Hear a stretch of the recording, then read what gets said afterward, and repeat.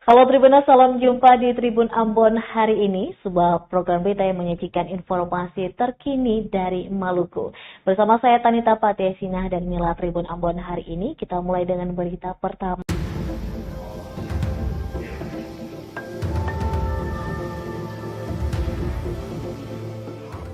Kejaksaan Negeri Kabupaten Maluku Tenggara menyita beberapa barang bukti dalam kasus tindak pidana korupsi, penyalahgunaan dana hibah tahun 2022.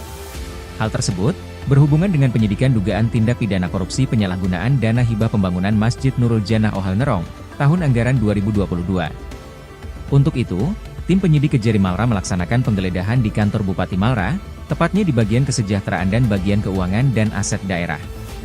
Proses penggeledahan dilakukan berdasarkan surat perintah penyidikan Kejari Malra nomor Prin 01-19-FD-2-11-2024-2024 tanggal 12 Desember 2024. Kemudian surat perintah penggeledahan Kejari Malra nomor Prin 01-19-FD-2-11-2024 tanggal 13 Desember 2024 dan surat penetapan Ketua Pengadilan Negeri nomor 5-PN-PID.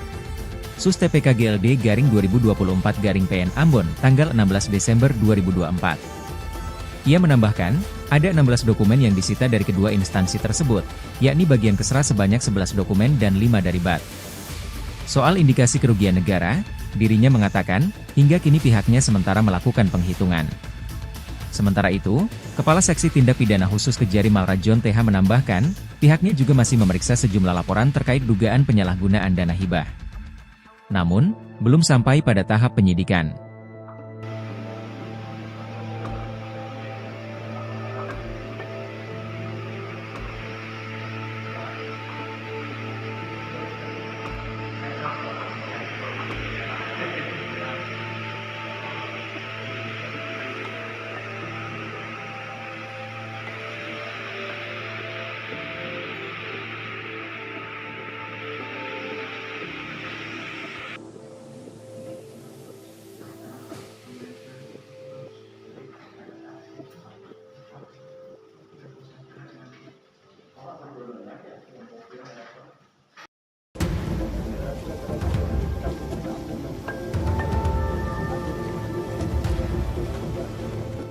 Menteri Energi dan Sumber Daya Mineral, Bahlil Lahadalia tinjau stasiun pengisian bahan bakar umum nelayan di Pelabuhan Perikanan Nusantara Ambon, Jalan Sultan Hasanuddin, Kota Ambon.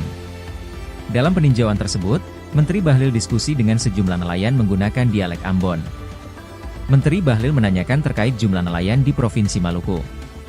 Selain itu, mereka berdiskusi tentang waktu penangkapan hingga proses distribusi hasil tangkapan yang dilakukan oleh nelayan setempat. Tak hanya itu, Menteri juga menyaksikan secara langsung proses pengisian bahan bakar minyak di SPBU nelayan setempat. Saat itu, Bahlil lebih fokus akan ketersediaan solar bagi nelayan di daerah potensial seperti di Pulau Banda. Saat diwawancarai, Bahlil mengaku hal itu perlu diperhatikan. Mengingat, wilayah Maluku merupakan sumber penghasil hasil tangkapan nelayan yang cukup potensial sehingga stok BBM bagi nelayan harus dipastikan aman apalagi saat perayaan Natal dan Tahun Baru.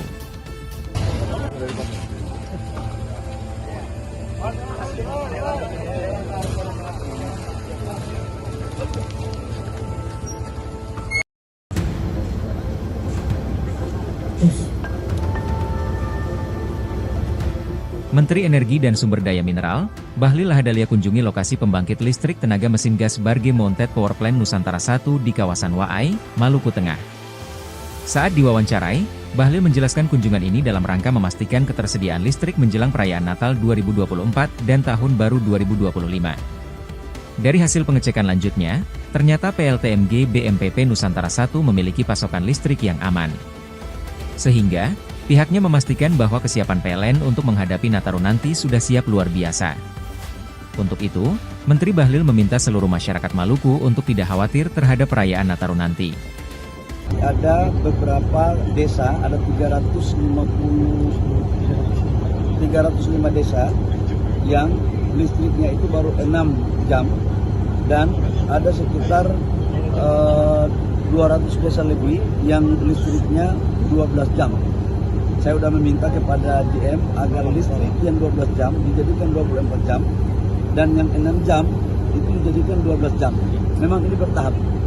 Nah, bagi saudara-saudara kita yang memang desanya belum ada listrik, saya sudah minta kepada Dirjen Listrik dan Kementerian SDM untuk segera melakukan program listrik masuk desa supaya kita bisa bekerja sama dengan PLN.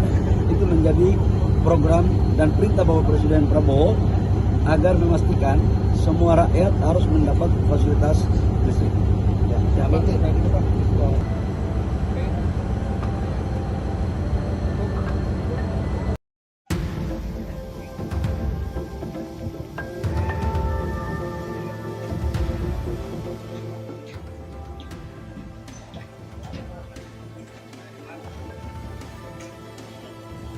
Komisi 3 DPRD Kabupaten Maluku Tenggara, bersama Dinas Sosial, Badan Penanggulangan Bencana Daerah, dan Dinas Perumahan dan Permukiman, meninjau langsung puluhan rumah terdampak bencana angin puting beliung di Malra. Angin puting beliung yang terjadi di Malra, terkhusus di Kecamatan Manyeu, memberikan dampak yang begitu signifikan bagi masyarakat dua OHU tetangga yakni Debut dan Rumadian. Puluhan rumah turut jadi korban atas amukan puting beliung yang menyasar perumahan di pesisir pantai tersebut. Pantauan tribunambon.com, Rabu 18 Desember 2024 kehadiran Komisi 3 DPRD Malra beserta pimpinan OPD, membawa angin segar bagi masyarakat. Nampak anggota Komisi 3 DPRD Malra berbincang-bincang bersama masyarakat, menanyakan keluhan dan kebutuhan apa yang paling dibutuhkan saat ini. Kepada awak media Ketua Komisi 3 DPRD Malra Albert Efruan mengatakan, puluhan rumah terdampak dan terdapat satu korban luka ringan. Menurutnya, Komisi 3 DPRD Malra punya kepentingan hadir untuk melihat secara langsung kondisi yang dialami masyarakat. DPRD Malra berharap kehadiran OPD terkait sejak kemarin dapat membedah data, ada masyarakat yang tidak mampu secara ekonomi yang kemudian harus didahulukan. Diberitakan sebelumnya, angin puting beliung menerjang pesisir pantai, OHU Desa Debut dan Rumadian Kecamatan Manyeu, Malra, pada Selasa 17 Desember 2024 dini hari. Hembusan angin kencang disertai hujan lebat menghancurkan puluhan atap rumah dan menumbangkan banyak pohon. Akses listrik, telekomunikasi dan internet untuk sementara lumpuh total.